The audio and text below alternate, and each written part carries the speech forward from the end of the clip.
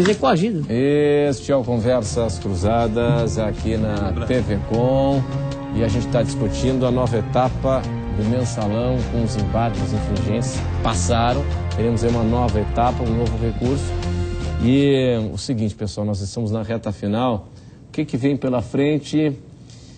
E o senhor tocou numa expressão aqui, né? O senhor citou uma expressão da desesperança, né? Do desencanto. O que vem pela frente? Ano que vem tem eleições. Nós falamos do sentimento que colhemos da classe empresarial, da sociedade, mas meu pedido aqui é que isso se inverta, né? Que a gente utilize a visão positiva de tudo isso que está acontecendo. Fazer do limão limonada. Que a gente possa usar esses exemplos para evoluir, né? E que possamos, como eu disse, eu não acredito em grandes reformas políticas, grandes reformas tributárias ou trabalhistas, mas que a gente comece a pontuar o que a gente quer, que a gente comece a pontuar as soluções.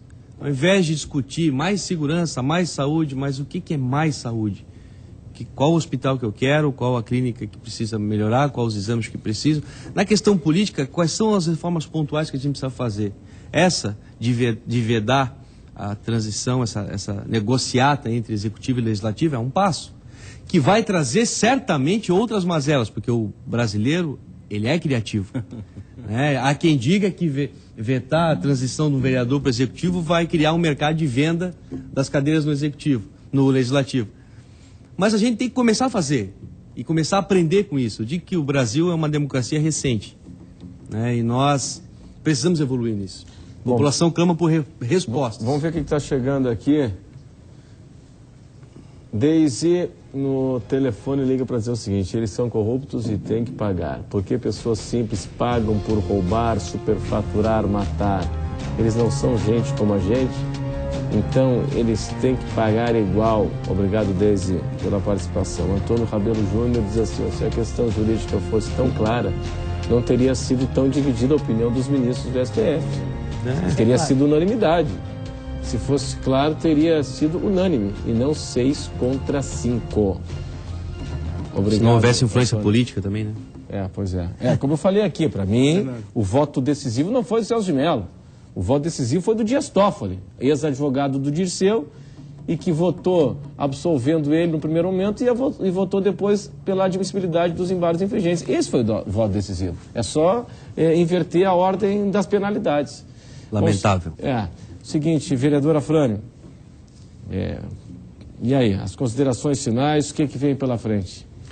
Então, eu quero, ao contrário, eu quero, ao invés de desesperança, mesmo sabendo que pode alguém se situar nessa condição, eu quero a esperança ativa, não aquela esperança passiva, ficar em casa, uma esperança ativa, defender esse Brasil.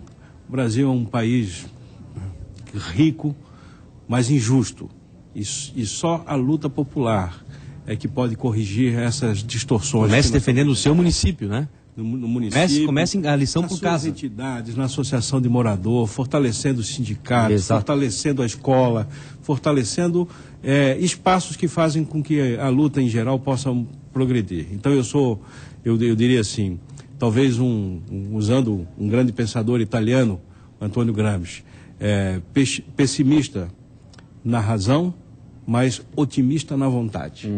A vontade tem que superar esse momento de reflexão, muitas vezes que pode sugerir um desencanto, um desalento, mas nós temos que conduzir, ter firmeza e dizer o seguinte: se existe políticos desonestos, existe muita gente honesta. Eu não quero ser considerado igual como todo mundo. Ser generalizado. Assim como tem médicos bons e tem médicos ruins. Jornalistas, tem empresários, pedreiros bons e pedreiros ruins, professores, etc. Perfeito. Então também nós temos que saber separar o joio do trigo para a gente não cometer injustiças. Pior do que não ser condenado pela justiça é ser condenado socialmente sem ter culpa. Isso é muito pior.